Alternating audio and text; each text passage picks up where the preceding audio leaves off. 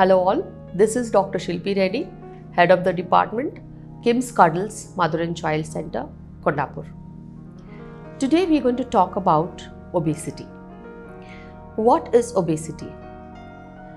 Any BMI that is more than required is termed as obesity.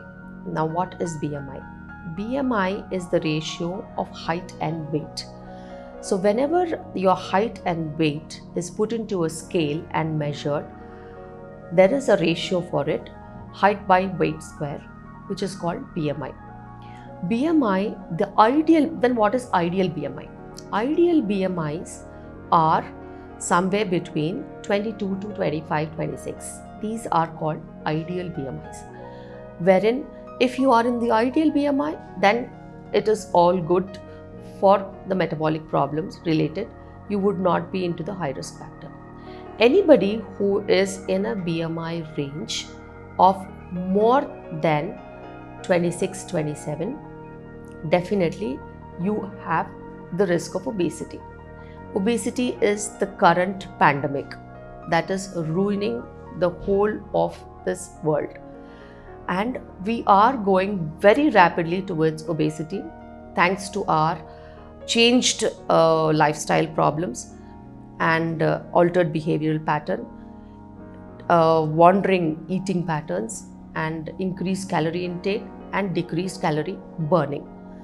So always then we have to see there is a negative balance of the taking in and spending out. That is leading to calorie piling up and increase in weight. Increase in weight, increase in BMI.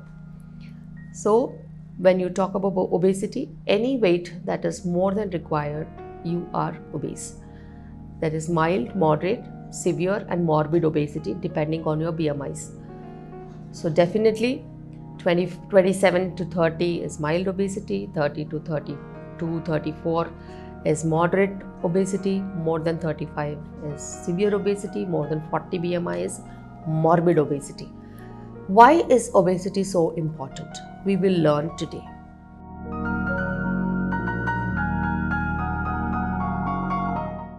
Symptoms of obesity is overweight. You can have breathlessness, you can have heaviness in your body, you can have same symptoms of hypertension, diabetes, metabolic syndrome, you can have laziness, you can have exhaustion, you can have you cannot do strenuous physical work, you can have excessive sweating, you can have early tiredness. All these symptoms can be because of obesity and related overweight.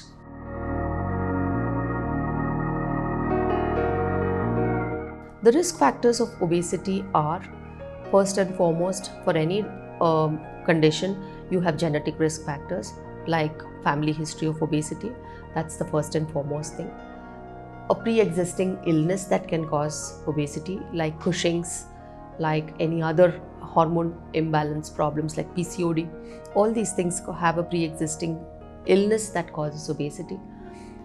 Eating disorders, bulimia, excessive eating, binge eating, alcohol, smoking, uncontrolled, compulsive eating problems. These can be one of the few reasons. You can have psychological and psychiatric problems that can have, that you can be on antipsychotic medications, and you can have a lot of weight gain with eating disorders. So there are few conditions very peculiar to giving rise to overweight. In women, it is about PCOD, and now there is an alarming trend and rise of PCOD because of pre-existing problems of genetic exposure of high sugars inside the mother. The second thing is childhood obesity. Childhood obesity also is increasing because of lesser activity levels, lesser exposure to sports, more on curriculum and academic based education, lesser exposure to sun, lot of vitamin D deficiency, lot of indoor activities, making children couch potatoes, and adults are also becoming couch potatoes. There's so much of travel that is happening For every small distance also people are using vehicles, and there's no walking, there is no burning of calories, there is increased intake of westernized food, high carbohydrate, high fat content food, low protein intake, and whatever food that you're having, there is over exposure of variety of foods, and there are so many food delivery apps that people are using. There is no spending calories on making food also. The food is so much available that having food and variety of food is also a pandemic situation currently that is going through, that we are going through. With all these things, more availability, more choices of food, lesser physical activity, lesser time spending on making food, and lesser time on burning calories is the main cause of obesity. Along with these, you have eating disorders, along with these hypertension, diabetes, along with these cushingoid problems, along with these steroid intakes for certain conditions, certain autoimmune problems you have, steroid intake, hypothyroid, again a type of myxedema kind of an approach. So all these, there are terrible number of reasons for having obesity.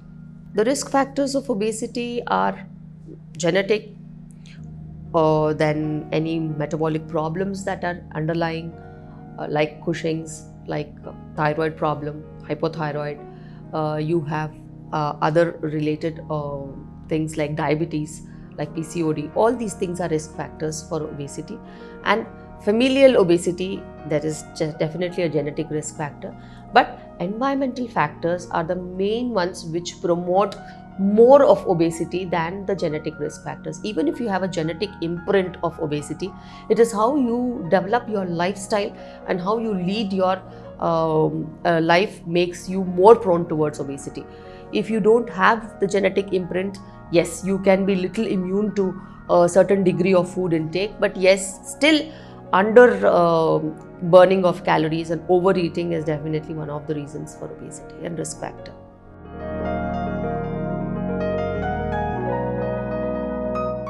Obesity, basically it is very evident. Your weight and height, your BMIs can reflect that.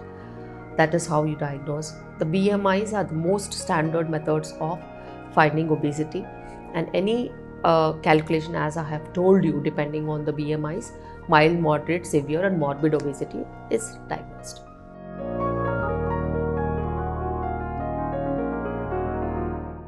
Whenever we talk about obesity, we talk in the metric called BMI. BMI is body mass index. It is a ratio of weight in kgs divided by height in meters squared. So it is weight by height square. When you get this numeric value of your weight measured by height square, you get a value. In this value, depending on the value, we calculate it as undernourished, correct, normal BMI, so obese or morbid obese. If you have to talk about BMI less than 15, it is severe grade of undernutrition. Any BMI of 16 and above up to 18.5 is undernourished, that is malnutrition. Any BMI of 18.5 to 25 is normal BMI. We consider them to be normal individuals. Any BMI of 26 to 30 is obesity. That can be calculated as mild to moderate obesity. From 30 to 35, it is severe obesity. 40 to 45 is morbid obesity. So again, to say 18.5 to 25 is normal weight, 25 to 30 is mild obesity, 30 to 35 is moderate obesity, 35 to 40 is severe obesity, and more than 40 is morbid obesity. So BMI helps in categorizing the level of nutrition, whether it is undernutrition, normal nutrition or overnutrition, and depending on the BMI, we advise them changes in their diet, lifestyle and therapies.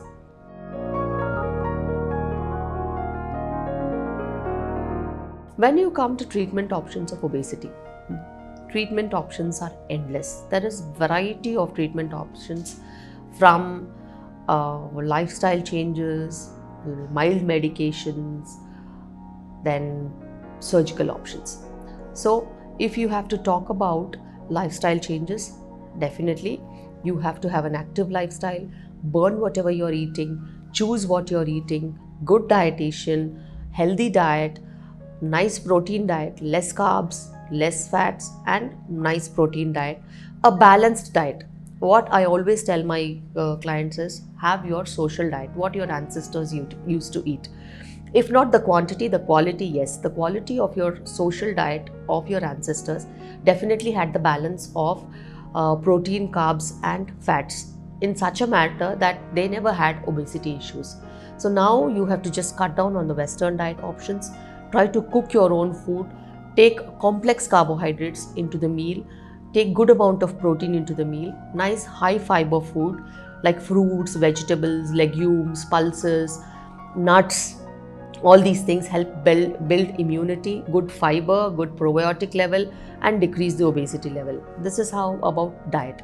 When talking about physical exercise, any form of activity change in your lifestyle, going for a walk, going to the temple, getting newspaper, buying milk every day, or buying vegetables on a daily basis, or buying green leafy vegetables on a daily basis, walking per se will have a good impact on your body and clear the obesity levels. Not only that, if somebody is having lot of issues by these things, you can choose your method of burning calories. It can be yoga, it can be Zumba, it can be pilates, it can be CrossFit, it can be anything. Any method. You can hit the gym, you can do it at home, you can do it on a mat, you can do it when you are when you don't have anything around, by your own body, stretches, anything that burns calories is good enough for fighting with obesity along with the diet.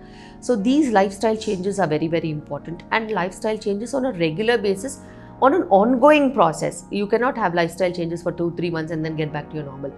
Lifestyle changes are something that will remain with you lifelong. That is very, very important. Cut down on your sugars, cut down on the intake of juices, colas, and all that. No outside food, and anything that you eat, have complex carbohydrates and burn those calories. Always maintain a negative balance, so that if you are obese, you slowly tend to lose weight. That is very, very important. There are a lot of medications to assist weight loss. If you are having insulin resistance, yes, you have insulin sensitizers. If you are having lot of problems with digestion, you have probiotics. You have other medications which will add on to the fiber, add on to the bulk of the meal and make you full easily. Those medications are also there. So in terms of medications, you have a wide variety of options, and depending on your metabolic parameters, on your eating parameters, and your required parameters, a good team of people will set down all these things for you. Other than these, nowadays, with the incidence of more than 35 to 40 BMIs, people are having a lot of issues with only lifestyle changes and dietary methods and exercises to lose weight. Definitely, in such special categories of more than 35, 40 BMIs, 45 BMIs, there comes an option of bariatric surgery. Bariatric surgery definitely has a lot of scope. It is not only about a surgical option, they have non-surgical options also, like balloons, volume building in the stomach options. Not only that, they have bariatric options for different BMIs. So a lower BMI category will go to different procedure, a higher BMI category will go to different procedures. There is banding, there is sleeve, there is bypass, there is Roux-en-Y, there are several methods on surgical options. But even if you go for a surgical option, the basic thing to deal with your diet and exercise remains the same. Diet, exercise, negative balance has to be maintained. That is very, very important in terms of giving good results for treatment of obesity.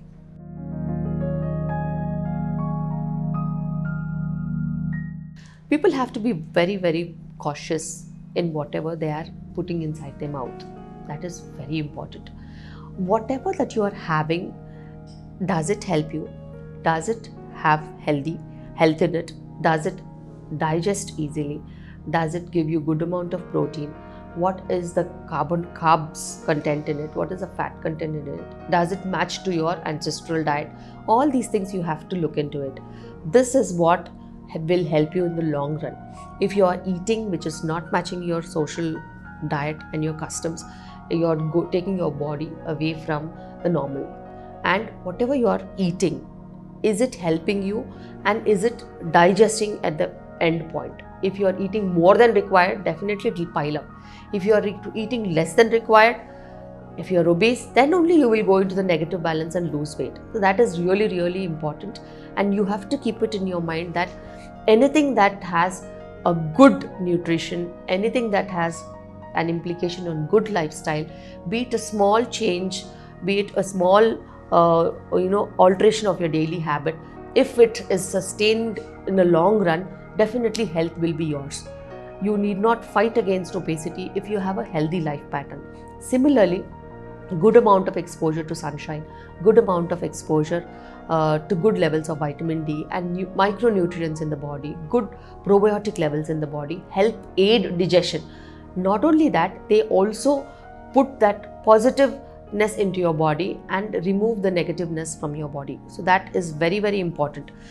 Every feel that you have in you, even if it is a negative feeling, you will go into depression, and that may add into unknown intake of calories and obesity. So obesity is not a single specialty, it is a multi-speciality problem wherein you have to have a good psychologist, you have to have a good dietitian, you have to have a good physical instructor, a good physiotherapist, a good surgeon, a good obstetrician to deal with things, and good outcomes in terms of giving you pregnancy and postnatal care. So obesity is a team approach, and a good hospital will definitely give you good results in the long run.